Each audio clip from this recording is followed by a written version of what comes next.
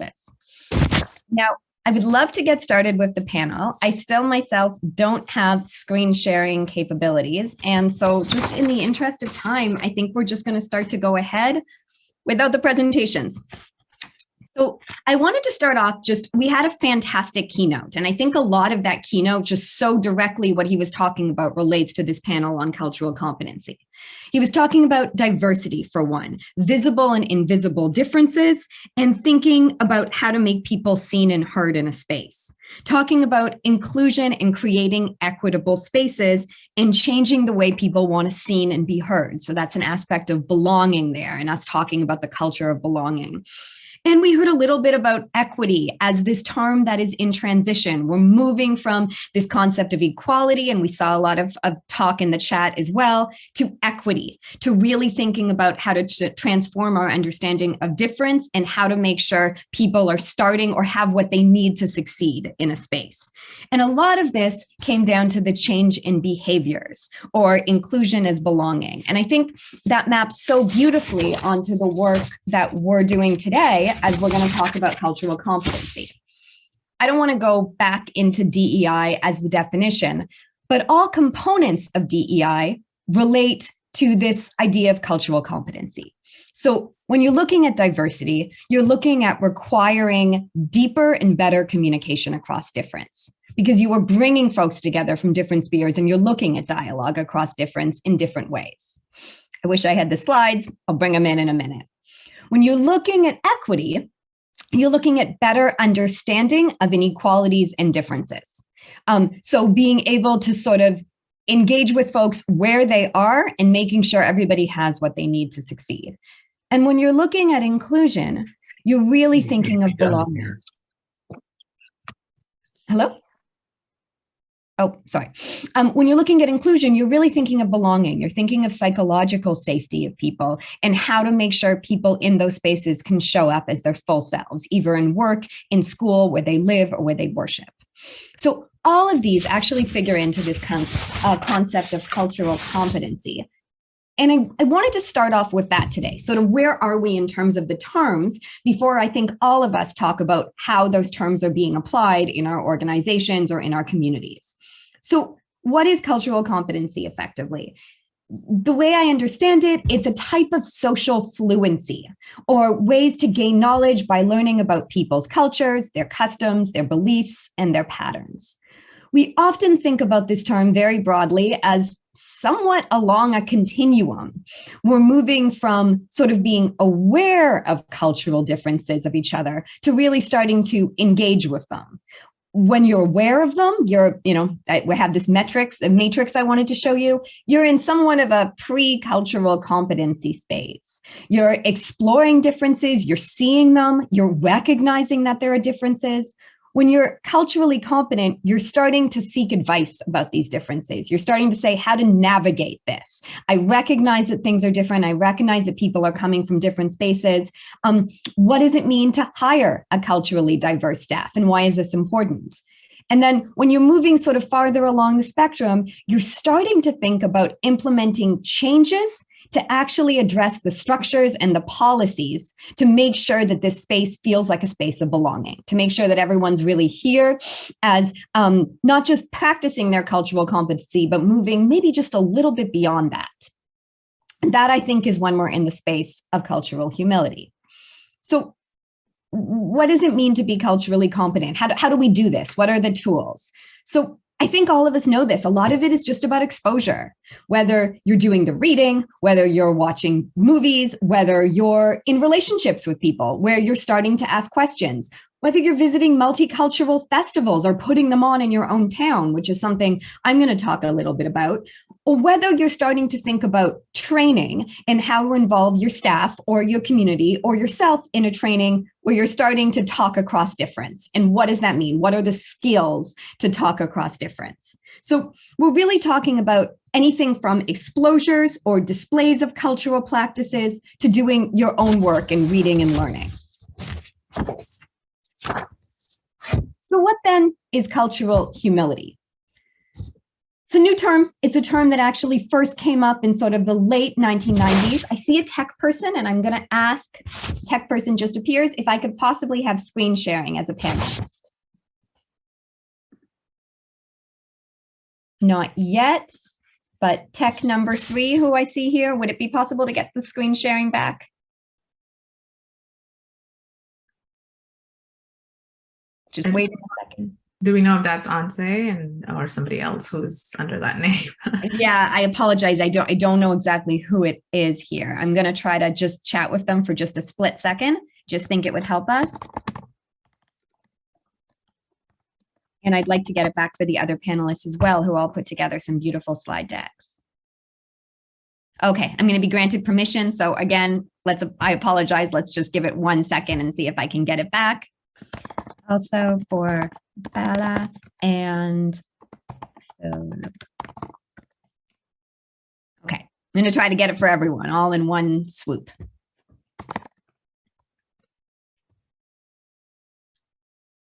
Got it, they say. Yet I don't have it yet.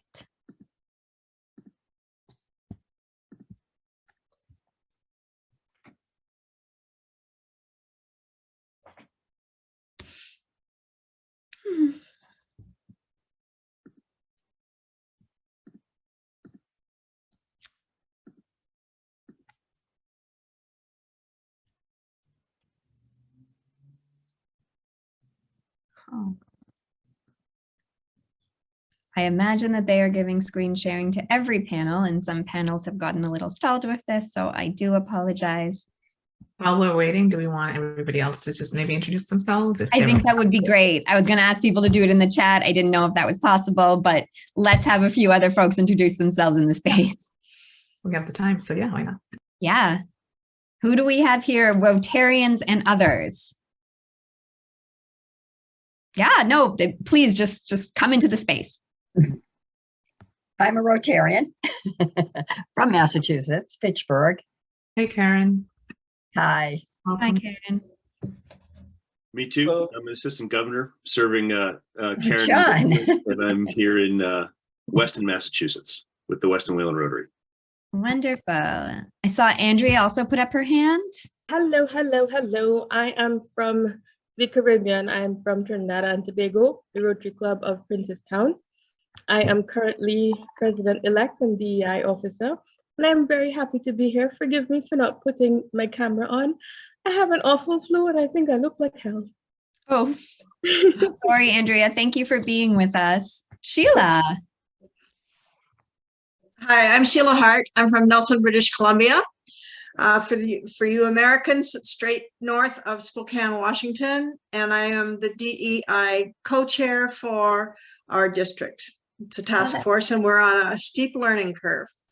And we really find a lot of differences between the two countries that are involved, especially in terms of dealing with Indigenous people. I have been learning a lot from BC. My sister lives in Nelson, or did for many years. And I know that we have a lot of people from BC on, which is really great. Paula. Hi, I'm a Rotarian in Bedford, Massachusetts. Okay, I have screen sharing, but let's get 2 more. Chris. Oh, I'm Chris Lyons. I'm the district governor-elect for District 6510 in Southern Illinois. Wonderful. Hello. Welcome, Southern Illinois. And William, you had your hand up. I am Billy Roberts. I'm the immediate past district governor for District 7950. That's southeastern Massachusetts, all of Rhode Island, Cape Cod, and the islands. I'm also a child of the 50s, raised in Roxbury. So I was really excited to hear about Philip and Bala and you too, Leora, in these rural or these suburban Boston communities and the change that is going on there. It's really interesting to have seen the really progression. It's great. Yes, and thank you. And last, let's have David Martin. I see your hand up. Hi, I'm David Martin. I'm an elected official in Acton, Massachusetts. Okay, what I'm going to do, and I'm just asking my co-panelists, do you also have screen sharing? Yes, I do. Wonderful. Okay, so I'm going to share my screen, and I am not going to do this whole presentation again at all, but I will show you just the last slide. So we were talking a little bit here, and can everyone see my screen? Yes. Oh, I always do this, and it's always the wrong button to push, and I never learn my lesson. There we go. So we were talking a little bit about cultural competency and where we are in this continuum of sort of exposure to engagement or to cultural proficiency or fluency and what that looks like. So we were thinking a little bit of exposure, seeking advice, having conversations, to sort of thinking about how to implement changes structurally or to policies that change the roadmap for what it means to be culturally competent in your organizations, your place of business, your place of worship or learning. And then we're thinking, okay, well, why the need to move farther into cultural humility? And it's a relatively new term. It came in the late 1990s. It was developed specifically in the healthcare field to help practitioners to understand why it maybe wasn't enough to just know someone's culture and extrapolate from that, but to start going a little deeper into sort of individual experiences and how to cater to them as providers or how to engage with different communities across difference and a spectrum of differences. And a lot of folks, one term I really liked was then talking about the idea of stretching cultural competence. Okay, so cultural humility works to increase the quality of these interactions. And honestly, that's the part I really liked about this term when I started going into it, because it gets really esoteric really fast. But thinking about understanding one's own self, maybe doing more interrogation about your culture and how your culture is coming sort of if you're interacting or you're engaging with others, because nobody's really culturally vacant. And thinking about your own implicit biases as you're having these conversations. So, and we're going to talk specifically about what this means in practice in a second. This lifelong commitment to self-evaluation and critique is one aspect of it. So bringing yourself into the conversation. You're not just going, and I keep using this example of a multicultural festival, and looking at other cultures. You're thinking about yourself as a cultural being in your interactions with those cultures. So people talk about it as learning and unlearning. And I think when we talk about the terms DEI, we're doing a lot of learning and unlearning all the time, especially as white folks entering into a lot of this work. The second is this desire to address power imbalances. And honestly, I see this a little bit as the structural level, as we're starting to say, what does it mean to make structural change in order to promote equity in our communities, our places of work, etc. And the third is allyship. I think it is not just about sort of engaging on these one-offs, but actually starting to think of creating relationships and long-term relationships and what that means to be an ally. I think of it all the time in my nonprofit work. And I also see it a lot with the students I work with and how they're engaging with each other and building really a different set of relationships than they would have had before. So what is the difference between cultural competence and humility, and why does this difference matter? And honestly, I think it's just really as simple as moving from this fixed set of knowledge. I know a culture because I know what it means to be blank. I know what it means to be Indian. I know what it means to be Indigenous. Just thinking about the BC context for a minute. And then thinking about individuals not as monoliths and how we can confront these stereotypes. So it's really about going further and starting to question underlying assumptions about culture, both ours and others, and thinking across difference, maybe a little bit more in the transformative sense. How can we move across difference? I really loved this diagram. It's not from me at all. It's from a project called Project Ready. And I thought it's not necessarily about, we can't use the term cultural competence. It's not relevant for us anymore, but it's about using that as a building block to go a little bit deeper into cultural humility. So thinking about, we need cultural awareness. We need to be very aware of difference and comfortable talking about it, comfortable of our children pointing it out to us in the grocery store. We need to find ways to gain that cultural knowledge of that difference, and then start thinking of the power imbalances. Start thinking back to that visual that we got at the beginning about the fences, and thinking about how to remove some of those cultural imbalances and how to start holding the system accountable. So cultural competence is a necessary building block to this. We're there, and then we're just going deeper. We're moving farther along this continuum. So how do we build it? So very generally, I think we are all building it as individuals and as groups and organizations, and that's what we're going to talk about for the rest of this panel. We're building it as well.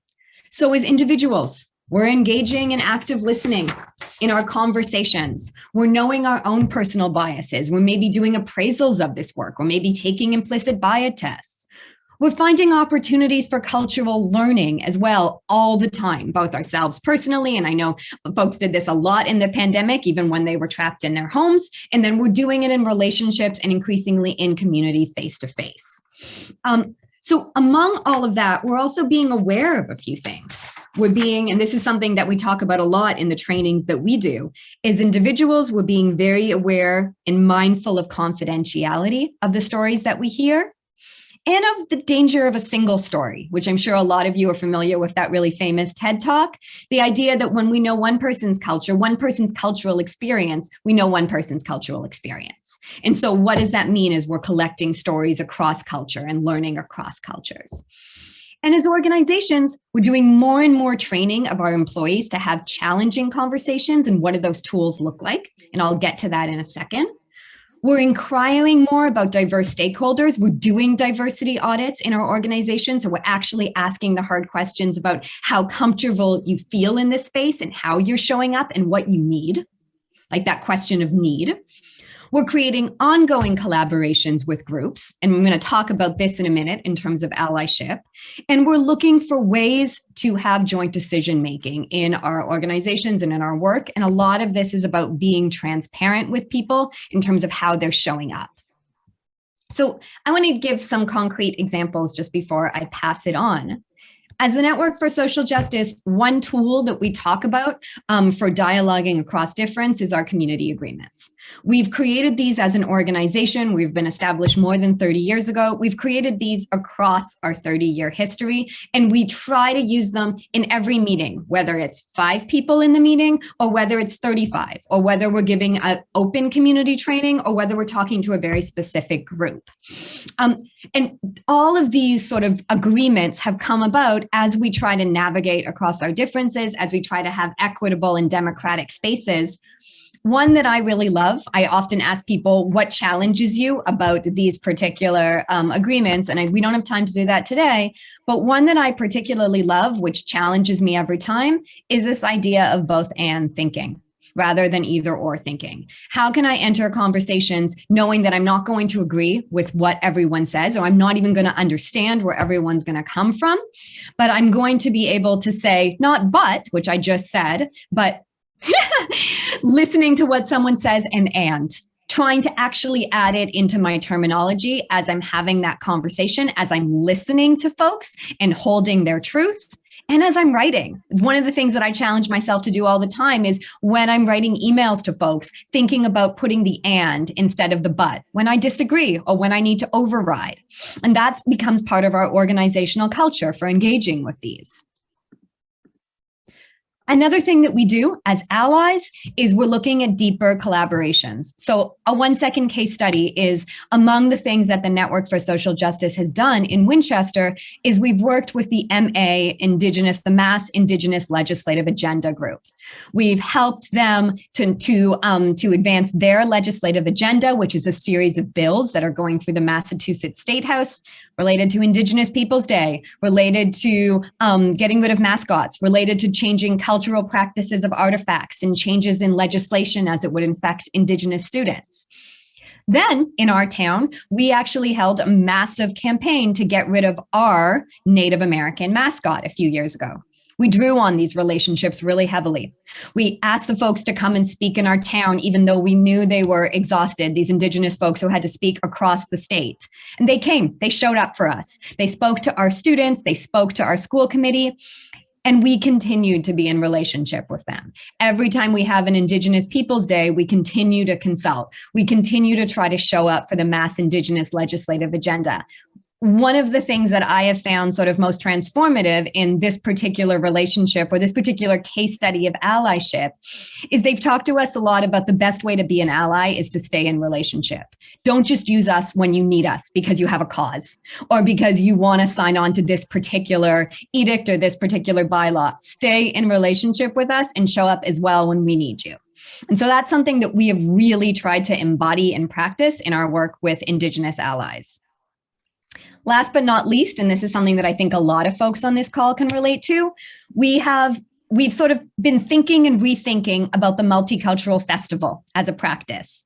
Really great case study was last year. We were still very much in social distancing mode with our students, and we have a strong student internship cohort every year. They wanted to hold a multicultural festival on the town common.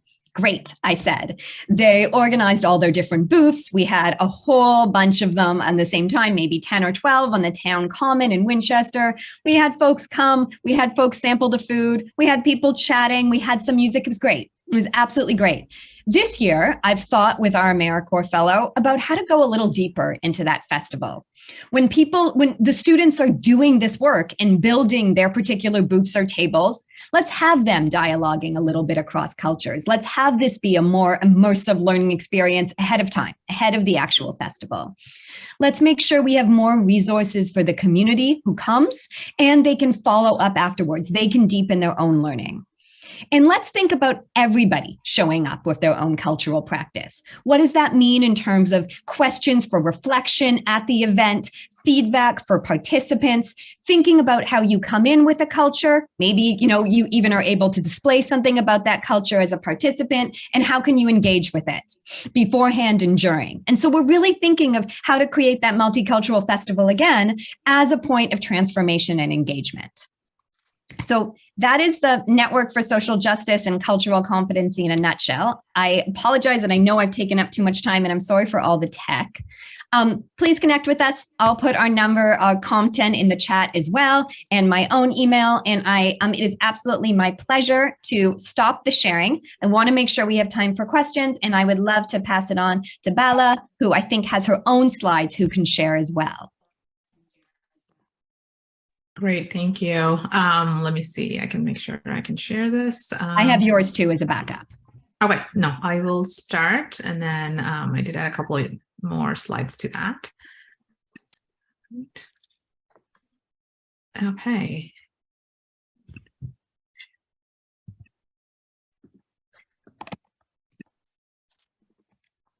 All right, do you see my slides?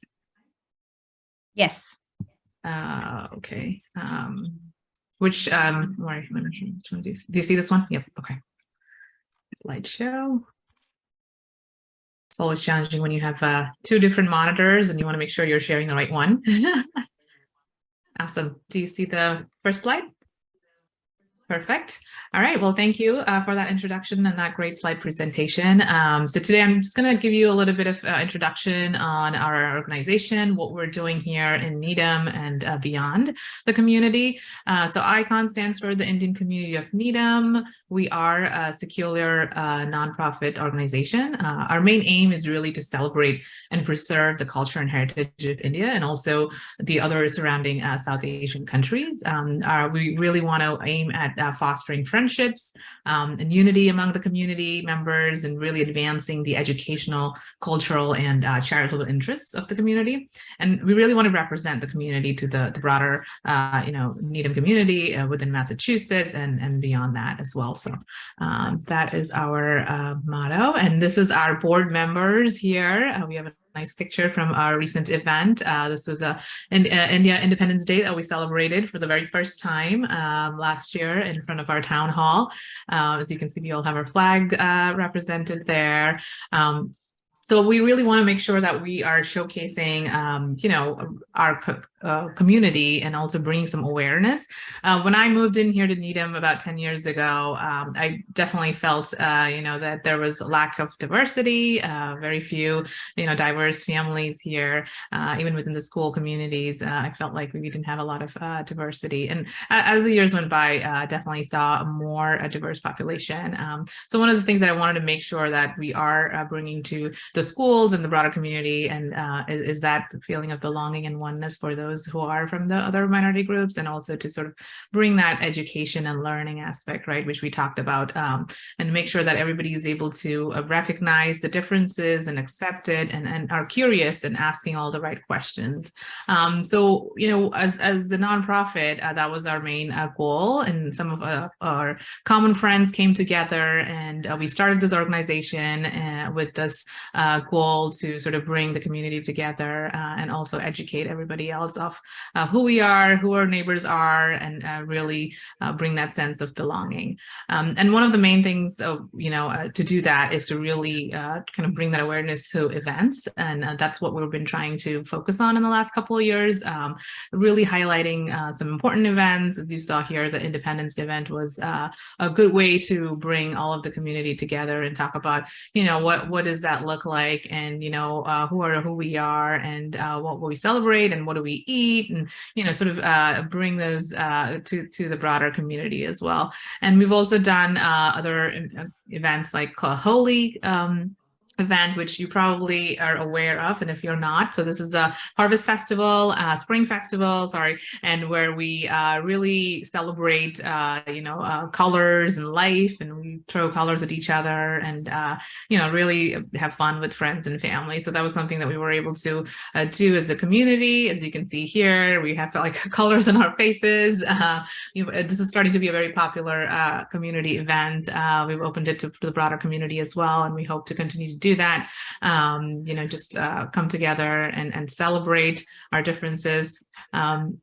And then one of the other major events that we have hosted in the past is Diwali, which is sort of our big Christmas, which is really an opportunity to talk about our culture and heritage. And we have all of these different festivals that are recognized in schools. However, you know, we want to make sure that we're also inclusive of all the other different, you know, community celebrations as well, right? So one of the initiatives that we did was Light Up Needham, where we were able to put up lights just like you would do for Christmas, and then all of us lit the town up on a particular day, and we're hoping in the future we can continue to do that on an ongoing basis as well, right? In addition to that, I'm sorry, the slides I think are kind of back and forth. The picture here shows the Independence Day celebration, where we had some cultural activities. We performed some classical Indian dances, as you can see in the picture on the right, a dance called Bharatanatyam, and we have kids in the back holding the flags. And this was in collaboration with our local farmers market. You know, as you can see the picture on the right, we had the farmers market also, you know, showcasing their tables, and then we were able to work with them in that common space in the town hall, and we had a huge turnout.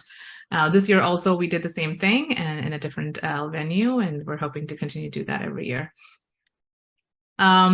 Sorry, one more second. I was going to show, yes, but I was talking about the different festivals, Diwali and Eid. So we do have a huge Muslim community here in Needham, and we wanted to make sure that we're also sort of educating folks on the holidays, Ramadan and Eid. And we worked closely with the school, you know, officials, and we were able to, you know, donate some books that actually talked about those different festivals. And then we've partnered with them now to identify those different festivals in their school calendar year.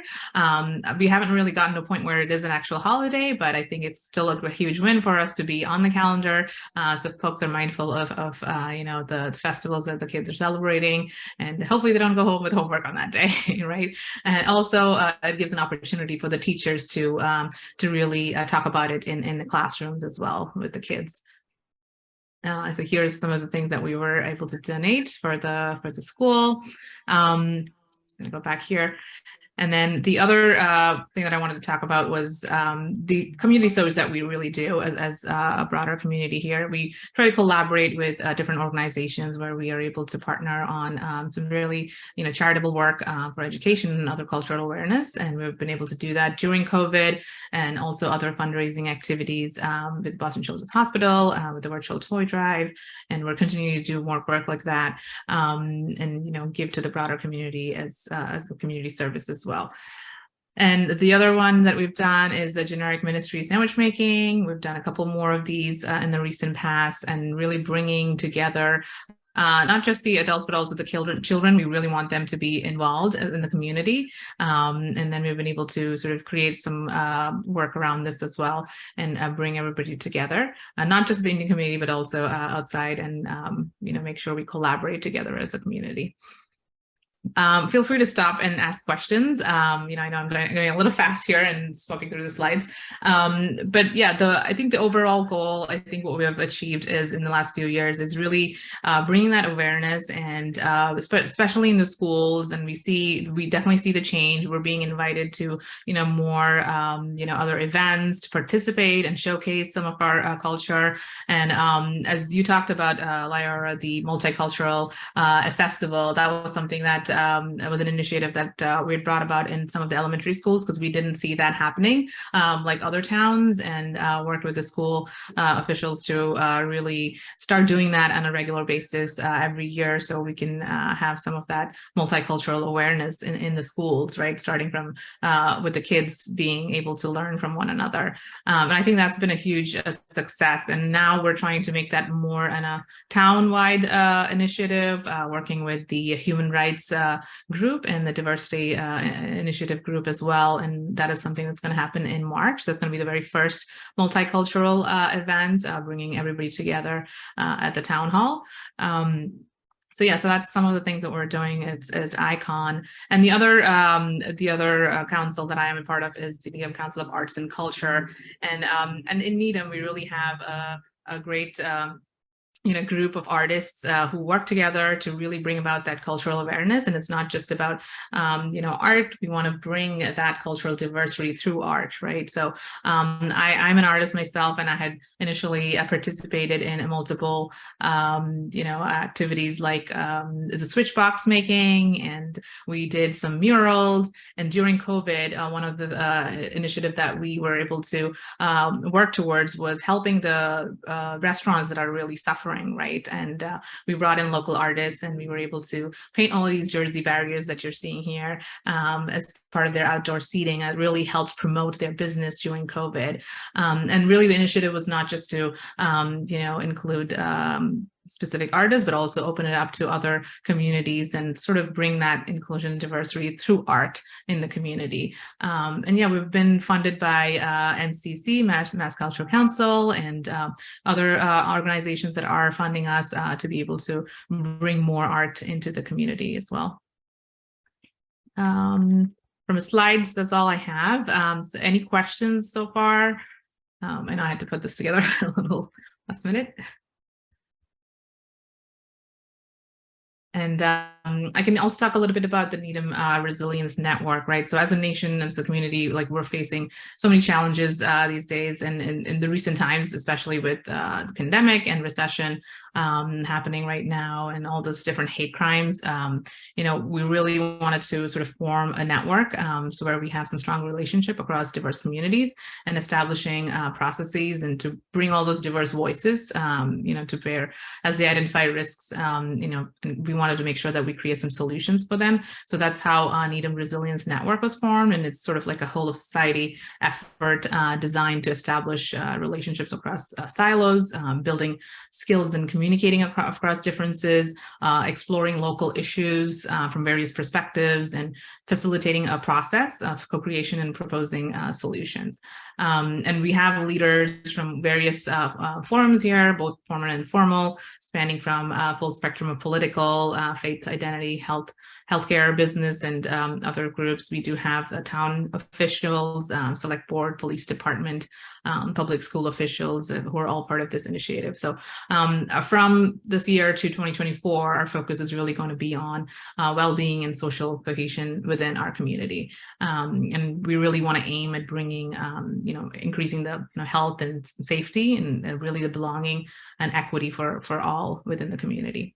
So our goal really is to, amplify our shared local identities and values, shedding light on the range of lived experiences that exist in Needham in relation to health and safety, belonging and equity, and also addressing documented rise in local identity-based hate incidents. Because in the recent past, we did see an increased number of hate incidents, unfortunately, and we want to make sure that we're preventing that. And we do have, we want to make sure we have some rapid response to those kind of incidents.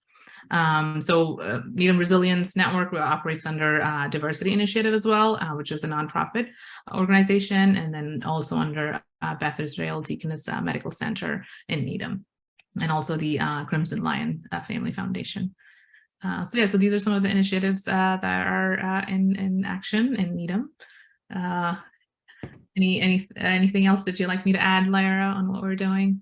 I actually have quite a few questions, sort of general, thinking of diversity across the suburbs and things like that. But I want to wait. I think let's hear a little from Phil, and then maybe all together we can talk. Because I'm sure other people have questions and don't want to hear the sound of my voice. So I think let's move on, and then thank you so much, and then we'll talk all together.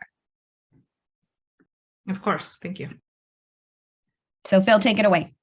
All right, give me 1 second.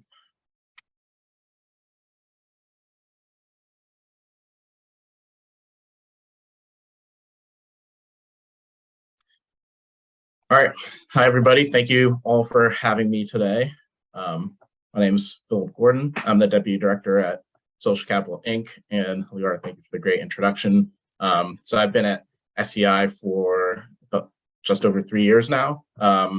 And really, this was the first time I'd ever worked in a nonprofit. So I'd been in a number of different industries. And so in the private sector before I joined SEI. So I really just in general bring a different sort of lens, and particularly when we talk about this topic in terms of cultural competency, a lot of personal experiences to this topic as well. So who is SEI? Our mission is to strengthen communities by connecting diverse individuals and organizations through civic engagement initiatives. We are based in Woburn, and we're started by another fellow Woburnite, our president, David Crowley, and we're actually in our 20th year of operations. But we really have a greater Boston impact here in terms of some of the other organizations we partner with, yours, the Network for Social Justice being one of them, as well as through our AmeriCorps program, which really focuses on capacity building for youth enrichment programs and volunteer engagement in Greater Boston for youth serving organizations. So our whole, just summing up our mission, really focus on cultivating connections between community members, developing leaders, both young leaders and grassroots leaders, with this idea of doing those two things helps lead to stronger communities. So our main program focus areas are obviously uniting diverse communities, volunteering community events, and youth leadership.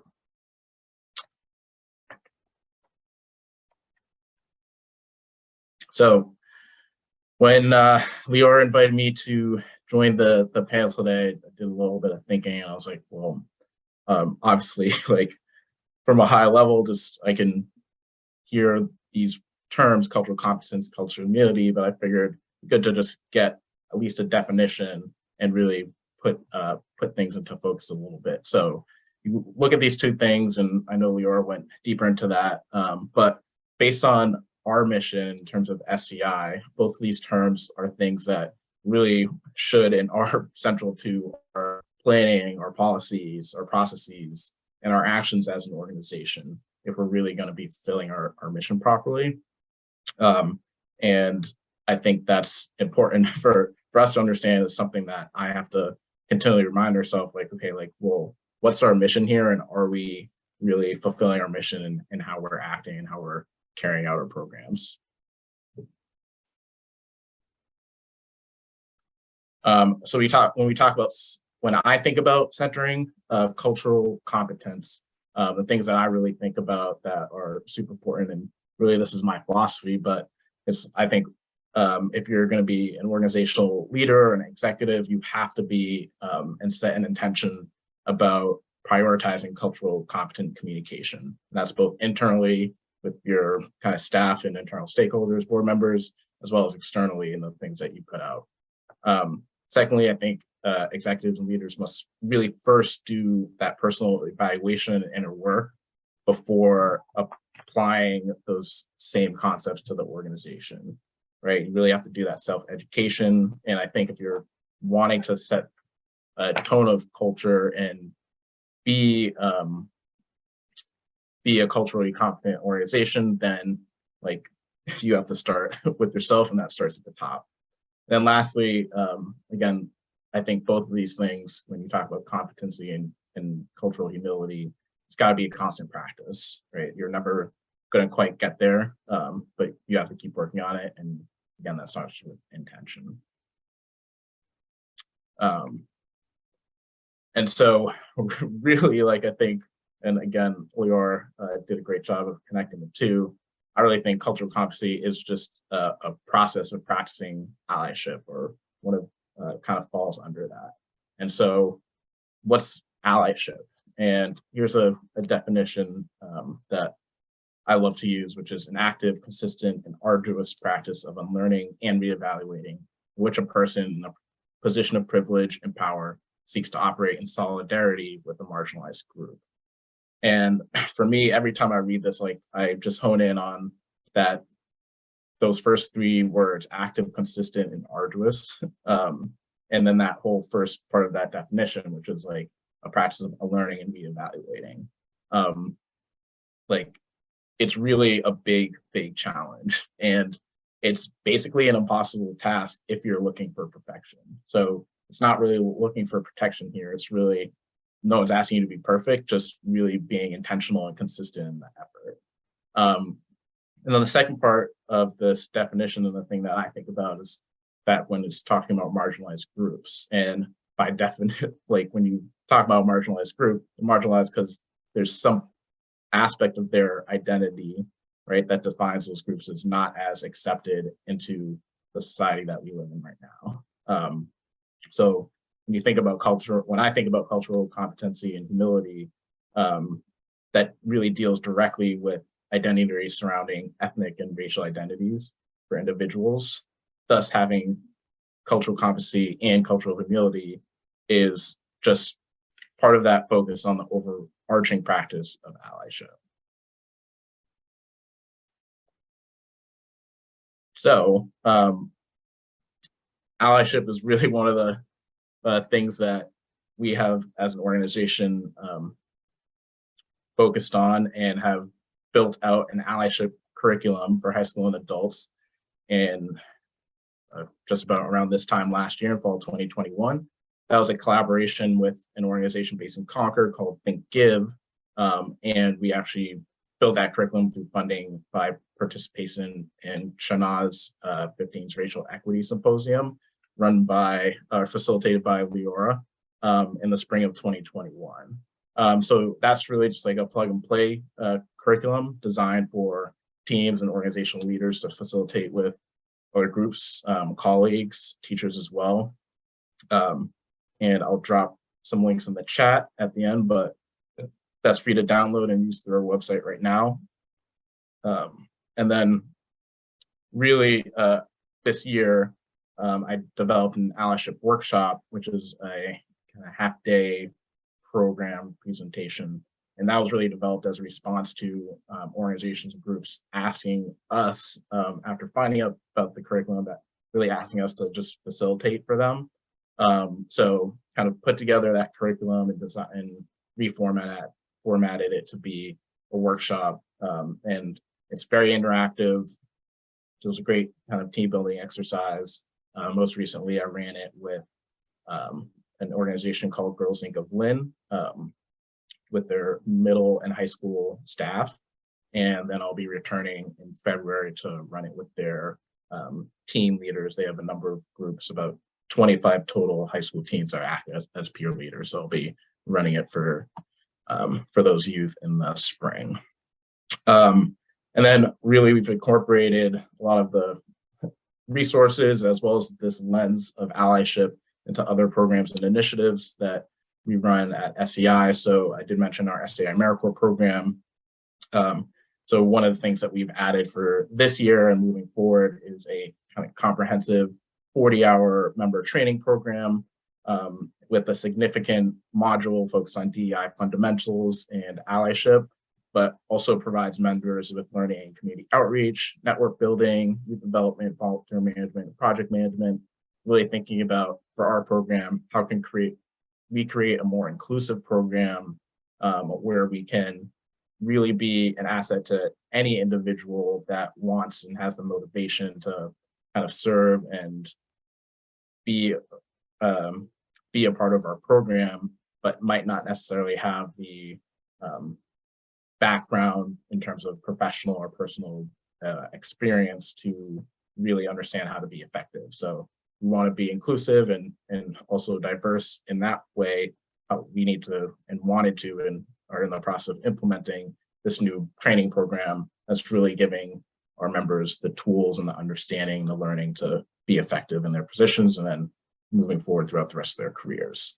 This is more of a community event that we've been running for the last 2 years is Juneteenth Woburn. It's a celebration for Juneteenth Woburn. We've been the lead organization, and I've been personally kind of organizing a local committee made up of individuals and other local organizations to put on this celebration, work really closely with the Woburn Public Library and the mayor's office as well, with a focus on promoting Black business owners, Black musicians, and Black artists.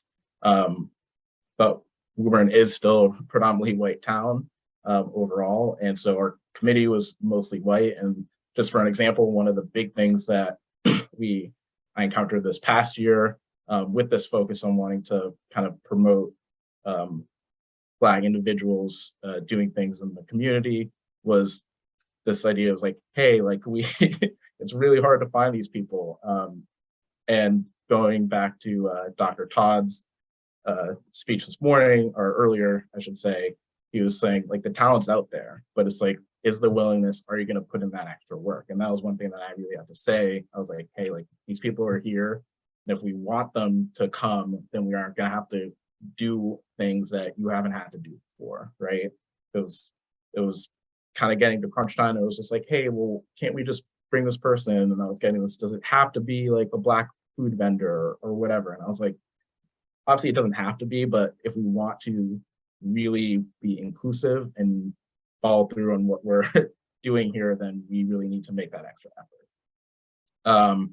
And then internally, we're continuing efforts and continuing to push to keep our organization accountable in terms of our cultural communication and inclusion practices. So focusing on having our staff be more diverse, not just visibly, but also invisibly, kind of working different DEI discussions and trainings into our staff meetings, working on kind of continuing to build out our DEI action plan. And that's really like focus of our president, David Crowley, this year, continuing to build relationships with different ethnic groups and religious organizations in and around Woburn. And then kind of a big thing for us is like really being consistent with in our external communication in terms of the non-English languages that are represented most in our service communities. So that's Spanish, Portuguese, and Haitian Creole.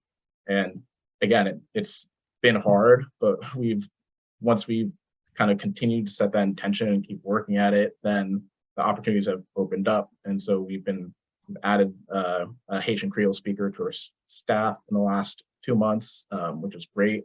Just bringing a different perspective. She's really driving forward some of the additional connections that we're making in that community and other communities. And we've also just been supporting other organizations and other individuals doing work. So in particular, there's an individual community who's been coordinating a AAPI festival or celebration. And we've made a recommitment with her to be more supportive this year, be more of like a kind of planning and communication partner as well. So that is that's a few things that we've been doing. Again, skip something. Okay, cool. Yeah. So that's a few things that we've been doing here at SEI. Again, wants to thank you for having me. I'll drop the links as well as my contact information in the chat. Feel free to reach out to me or us personally if you would like any more information, want to learn more about our allyship workshop, our curriculum. Again, you can download that right now and use that. And if you want to stay in touch with us, you can sign up with to our newsletters and some other ways that you can follow us as well. So thank you. Thank you. And I think I want to invite all the panelists to put their contact info in the chat as well as people follow up. I see that people have been doing that in the chat.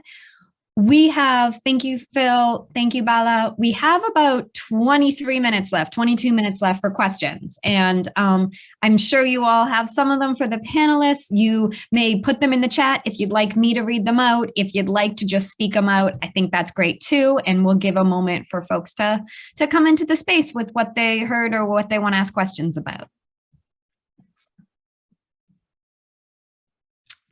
Yeah, Chris. I have one that I was thinking of as everybody was talking, and you talk about inclusivity and the different cultures and learning about them. How do you resolve the differences between cultures that may not be the dominant culture or even one of the dominant cultures if they have an attribute to them that is totally unacceptable to another one? And how do you resolve those even to the point where they won't even talk to each other? So how do you resolve something like that? To get that inclusivity and to get that rapport going between them to break through those barriers? How do you start that? Like, how do you start the conversation generally? Especially in an area where they have a direct conflict. That this culture is not allowed to do this or eat this or whatever, and the other culture does, and they want to have a celebration, and the one culture wants to bring that item, and the other one says, if you bring that, we're not coming because we're not even supposed to be around it, or whatever. It's just something like that. How do you do that? I'm going to turn it over to my co-panelists first. Okay. Yeah, I mean, I think that's a great question, and that's a tough one too.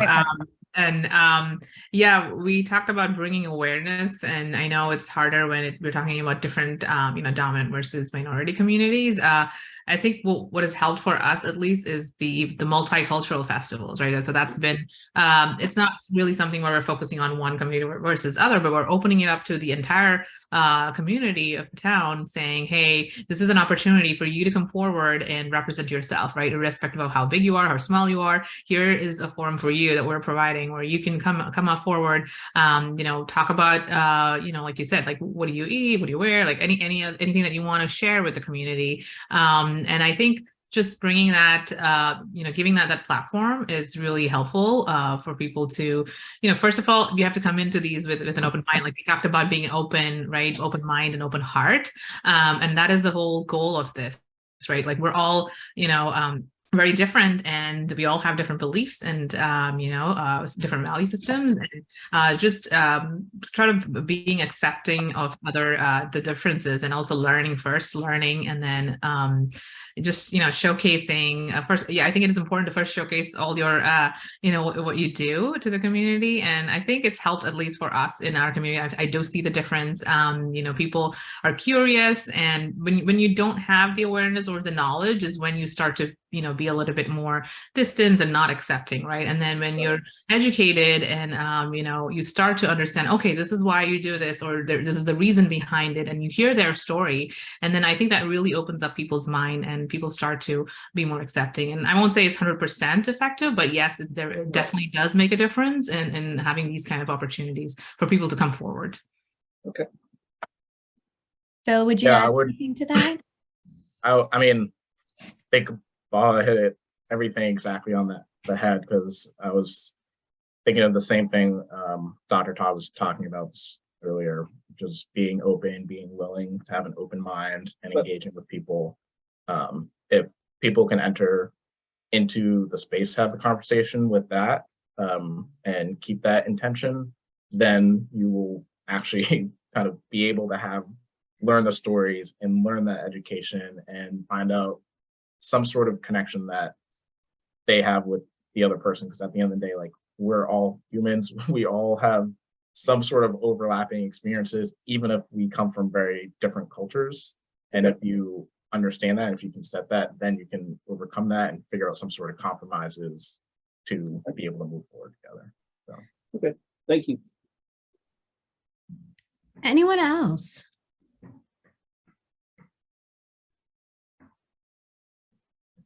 Yeah. Sylvia. Oh, you're on mute. You're on mute. All right, thank you. Thank you so much, everyone. And I'll go straight to the to my question. First, I thank you for the wonderful presentation, the three of you. And I'm only wondering, because I've been to one of NEDAM at John Elliott Elementary School.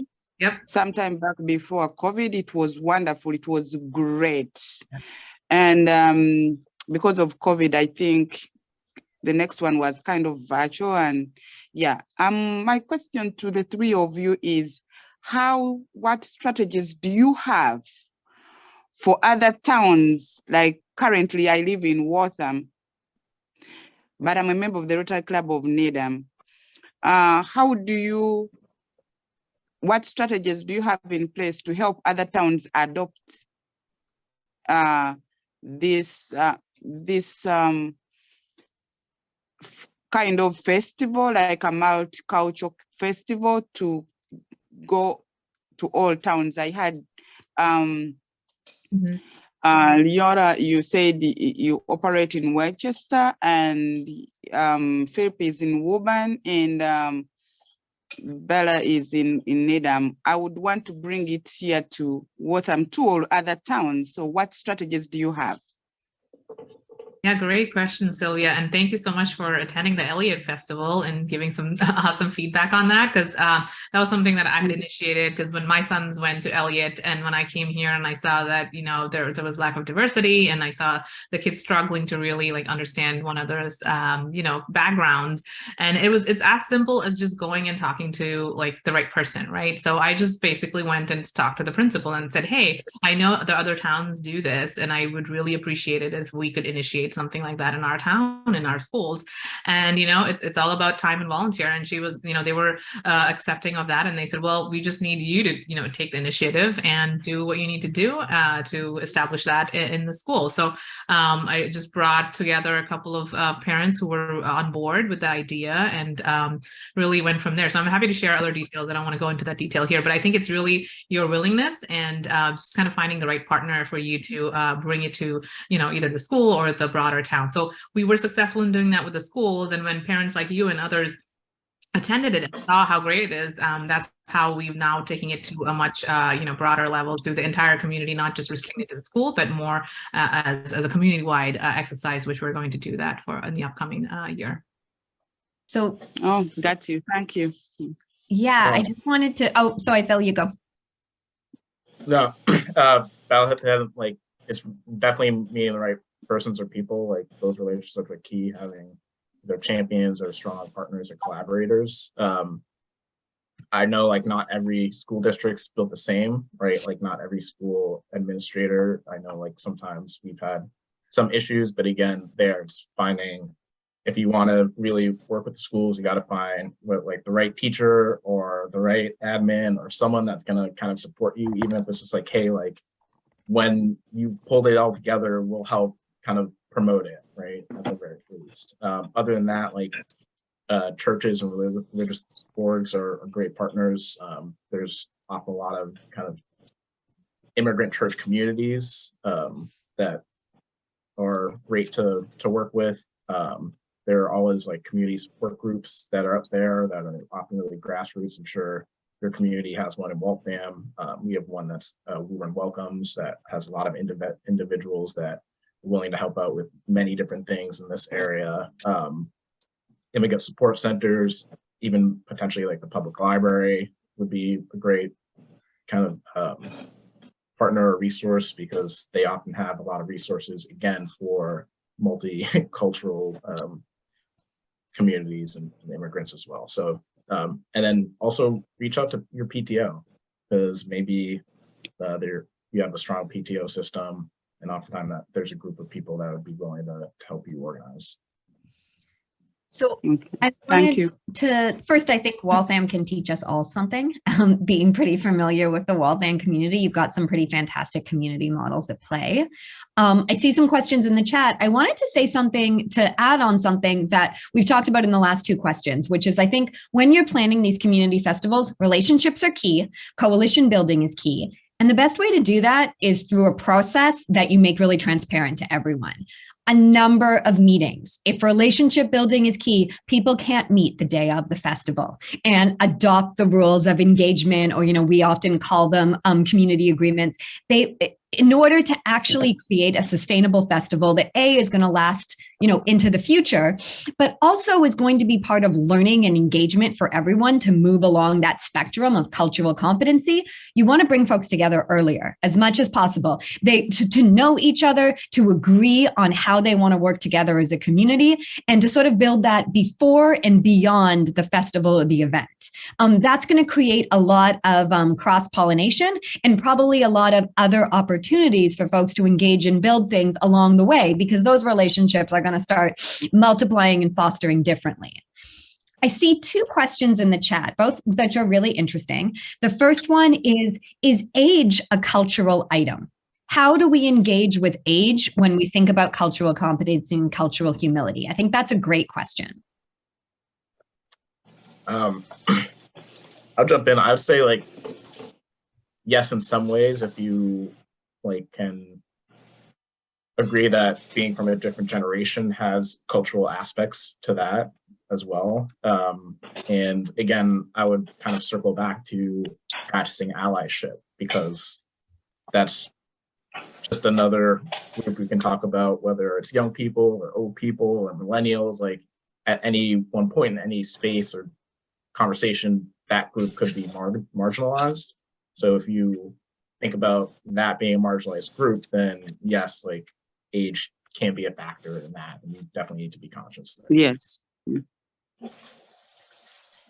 In the network, we really have an intergenerational group. We were founded by folks that at this point, a lot of them are older adults and they're still actively involved. And we have this really strong student core. So one of the things we've been thinking about a lot is in our programming, how to bring both of these groups, which in different points in time, in different spaces, are actually marginalized. People aren't listening enough to young people, and they're excluded from some parts of the system, and older adults, and actually have them talking together. One of my favorite things that we've done in the last couple of years, which was actually virtual, was a panel looking at activism for MLK Day. And it was looking at activism as people defined it about 30 years ago. And it was looking at activism as students were looking at it in the Sunrise Movement and things like that today. And they were really speaking together in small groups, and they were bringing in folks from across the age spectrum to these conversations and to these viewpoints. And that was really a fantastic cultural negotiation that I saw going on.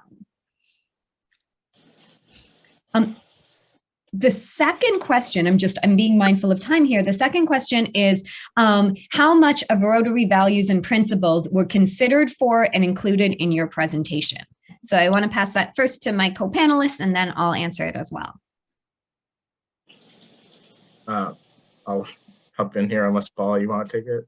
I don't know much about Rotary values and principles, so I didn't really consider them. I think you might have put something earlier about them, but I'm assuming that I probably would agree and try and live by a good amount of those values. But I saw this other comment you made about making culture competency fun. And while I agree that there are a lot of aspects that can be fun about learning about different cultures, whether it's the food, the traditions, the people, etc., I think it's not always going to be fun. And part of it is also learning about how different cultures have been oppressed, whether it's colonialism or slavery and things like that. And that's not fun, it's uncomfortable, but that's part of doing the work as well. So if you do care about that, you're gonna have to understand that and be willing to go through that process as well. Fala, would you like to add something? Yeah, I was also just recently introduced to the Rotary, so I did not really have an opportunity to incorporate the values per se in the slides, but happy to learn more for future, yeah. So I've been working really closely with Winchester's Rotary for about the last year. And I kind of wanted to go back to something Phil said. The process has been hard. I really applaud Rotary for making this so public and this transparent. Like, I really love this phrase, consenting to learn in public, and sort of bringing folks together from across the different Rotaries. It's a real learning process to think about how they've been a really multicultural and intergenerational organization, and then how to think about incorporating DEI. And I've had some great conversations with my local Rotary, and it hasn't all been fun because it's really grappling with what these terms mean theoretically and then what they can mean practically for us. As you know, in Winchester, I know they're a tiny organization. And so what does that look like in terms of reaching outwards and supporting new initiatives, and also internally rethinking about how they're working together, who they're bringing in, et cetera. I mean, it's a tough process. Okay. I actually have a question for I apologize. There's probably other questions. I just wanted to add like one thing to this question before we move on. Like, I think the example with like the Queen passing is a great example of like cultural competency and not being fun, because the media was saying everyone like needs to mourn or like acknowledge this as like a bad thing, right? And there's a lot of different cultural ethnic groups that were celebrating, and they were kind of looked down upon. And I think it was like the Queen, while not directly running the British government, was the figurehead, is the leader of or face of a empire for a very long time that oppressed a lot of different people. And that's not a great thing, right? And so understanding both aspects, like, yes, from a culture aspect, like the Queen is important to English people, but also on the flip side, was the figurehead of a lot of hurt and bad things that happened for a lot of people around the world, right? So that's the not so fun part. Thanks, Bill. I wanted to give it over to Katie. Yes, I had my hand up. I am the co-chair of the inaugural DEI Council in the Rotary Club District 7710, which is 13 counties in North Carolina. And I just wanted to mention that Rotary is on its journey to cultural competence and DEI awareness itself, because it took legal action in 1980 to get women accepted into Rotary, and that did not include Black women. And at some point after that, Black people were accepted. And Rotary is still primarily, we call it, male, stale, and pale. So when you ask if we considered the Rotary principles in presentations, Rotary is still working on that. And that's one of the reasons why an event like this is so significant, that Rotary would sponsor it. So we have our inaugural DEI Council here in this area in the South. So we're struggling here in the South to get Rotary diversified. So we're all on this journey. We're not there yet. Much work still needs to be done.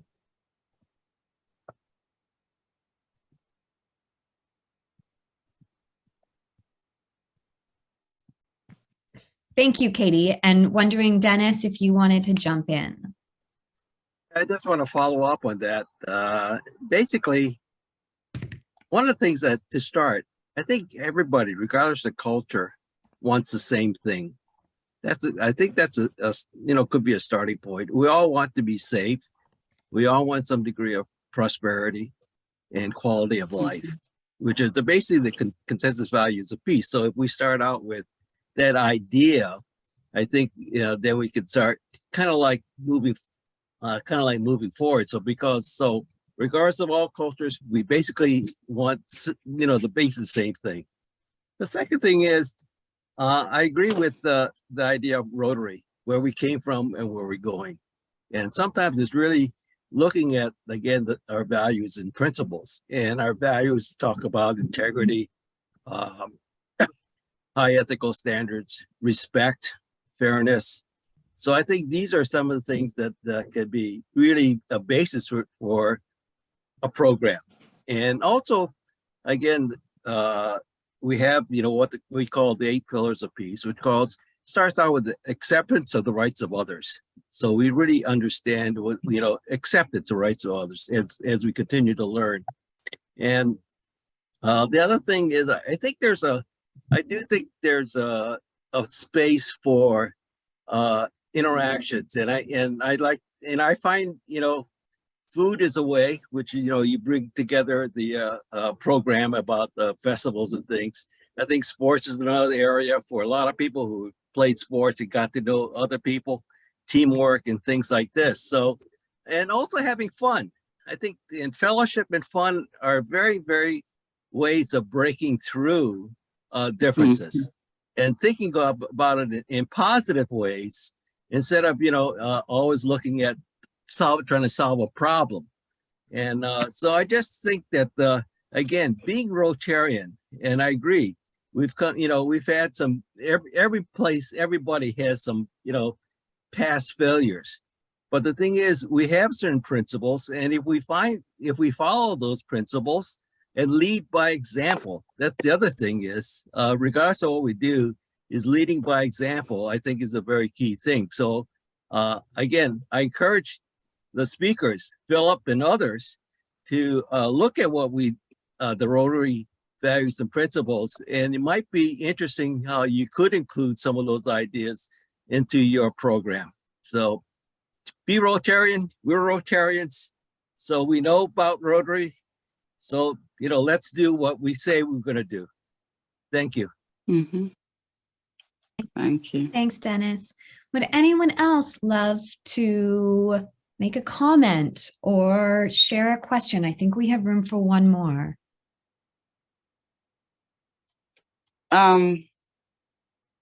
Yep, Sylvia. I think it is important to bring in young people when we bring in families, like the festival that we attended at John Elliott and other festivals that include children.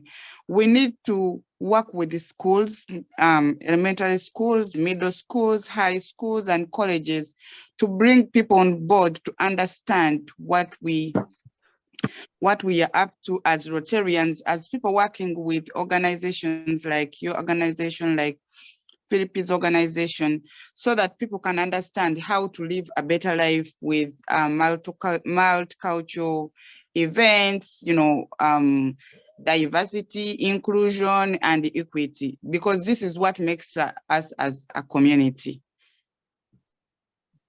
We have to include the children, the young generation, the young people, because you find that in Rotary, there is a lot of,